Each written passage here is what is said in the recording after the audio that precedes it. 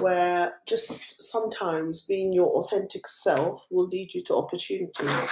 And I've been very honest, like with the stuff that I'm doing and stuff, and my LinkedIn is just related to my passion. And I feel like, now I've finally got a chance, to get a job in the stuff that I'm already doing. You know what I mean? Like as a hobby. I think hobbies can lead to jobs and opportunities, and also a changing climate. Like I'm not gonna lie, things are changing, and I believe that if you shouldn't censor yourself, you need to be a lot more honest. And even though you may seem like you're radical and you might like ruin your employment chances or the job that you're working, and I think that being an activist, it couldn't be any more fashionable, actually any more hot than it is right now. Before, you know our radical views may have like cost us our jobs, our current jobs and stuff like that, but now people like us are being routinely routinely headhunted and offered jobs because of the work that we're doing, because we feel it's right. And i'm I think at that point, you know yes, I believe that whatever effort you put in, if you believe in it and you like it, it's not a waste of time. Like, as long as you have a passion for it and you're passionate about it, I think you can turn it into something like lucrative or a career move or something like that. Like your hobbies can literally, oh my God, was my your hobbies can literally land you your job, like your dream job. And I think that's a good thing. Mm. And I'm seeing that with the YouTube content creator world. Before, only those with like polished web YouTube videos, people polished YouTube videos, edited, would get like a lot of views. I've seen a lot of just normal people now rising up from the ashes in the YouTube world. And, there's a demand for this. I remember, like, tiny creators are definitely, there's a demand because they're more real. And we're seeing this, the flip, the change. And something you think, oh, nobody's listening, you're a tiny YouTuber. You should see how many thousands of views I get. You should see how many thousands of views I get. And I've actually, my minuscule, tiny YouTube channel has had an impact. Like, it's led me on to other things. So I think like there is definitely an opportunity for people if they have a passion, and if they feel like it doesn't matter if you've got one subscriber. I think it's a good way to channel whatever it is that interests you and to keep at it, because one day, you will find that that will lead you to something. And you don't need a glossy edited YouTube channel. You really don't. You know what I mean? And this minuscule tiny YouTube channel has led me to different opportunities. Like, this is now the second opportunity. I had one before, um, and now it's like the next stage. And I don't need a million subscribers. It can be as small as it is, and you can still get reach and opportunities and channel your thoughts into something. So I just wanted to say that. Obviously, it's in the same field I'm working in, but like it's obviously more of an opportunity, and I shouldn't really, get imposter syndrome, because I'm already doing the work and I did it because it's passionate and stuff. And so I just wanted to talk about that, because even though I'm not monetized, I haven't been monetized, I've got different opportunities through YouTube. It's given me the confidence to speak up about issues. And also, like, during the live stream era, like before the whole podcasting thing, I used to do a lot of podcast, like live streams with other YouTubers, and my work was into activism, and I really enjoyed that. And that wasn't, you don't do stuff like that for money. Like, I'm sorry, that's an interest. You've got to have an interest for it. And I think whatever interest you have, I think YouTube is a good way to document it. It's a good way to document your thoughts and your ideas, because you can go back and listen to them. I've actually done that. Like, I would go back and listen to my old views, and I'm like, oh yeah, and it would make a lot of sense. So it's like, I think YouTube is a great way to offload ideas. It's another form of digital journaling, and it really benefited me. I may not get any money from it. It would be nice if I did, but it was still beneficial. I still carried on, even though I didn't get any money. And then, people will be like, oh, but you don't have much subscriptions, whatever. But it's not, I'm not doing it for that. I'm not doing it. And now we're seeing smaller, tiny YouTubers getting subscriptions.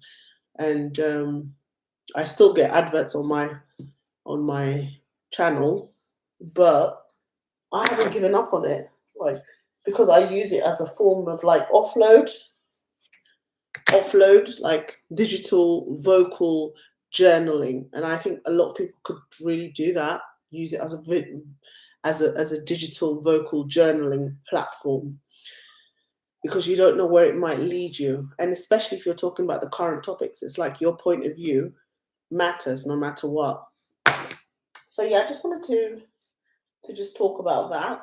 And how is everybody's Sunday going, and what have they been up to? I had a great weekend, a nice weekend, and yeah, hopefully we'll have a really nice week. I'm just having my cup of tea.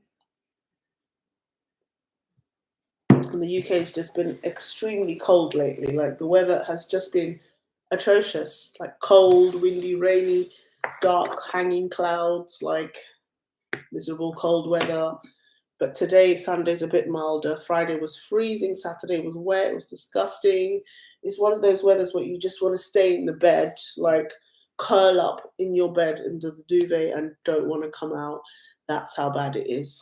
So yeah, I didn't go to the gym on Friday because I had a girls' meet up with my ladies.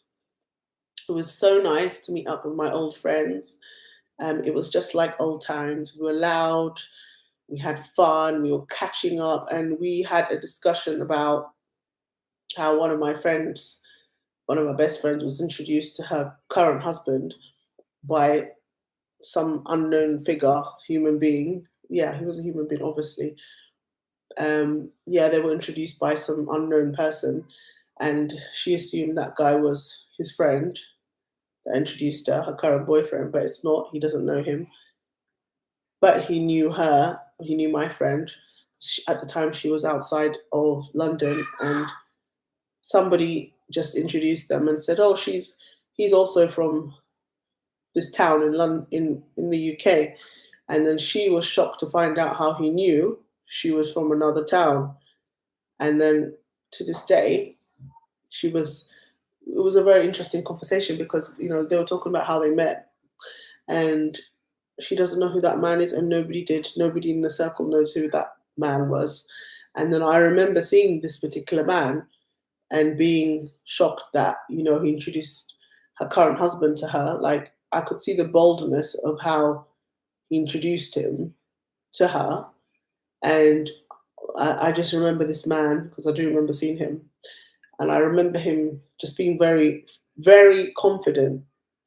And because it was in church, and he had like a white shawl on, very confident,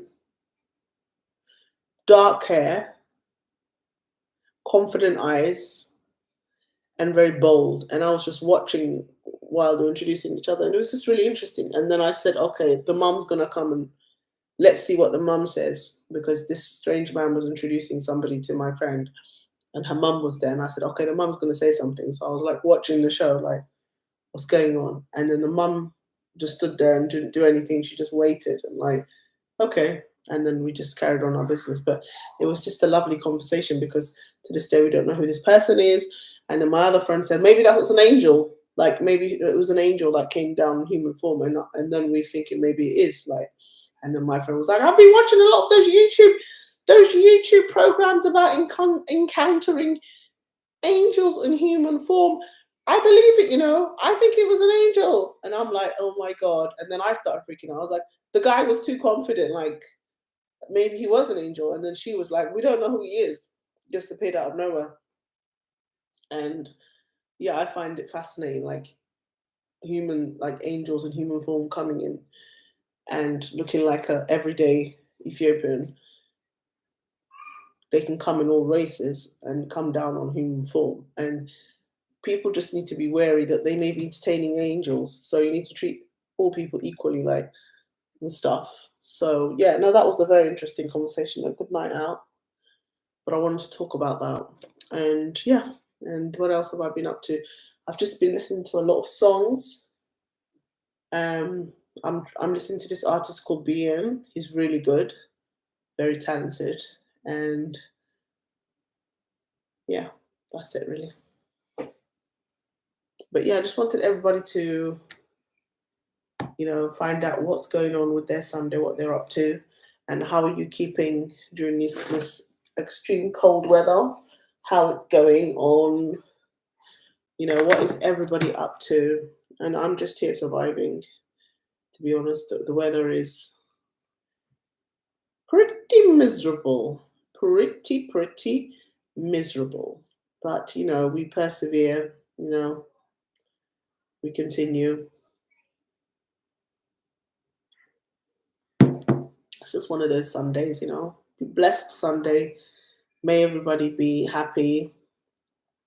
But yeah, I had a week off. Well, I didn't have a week off. The first, I did go to the gym in the beginning of the week. It's just this Friday I didn't get a chance to go.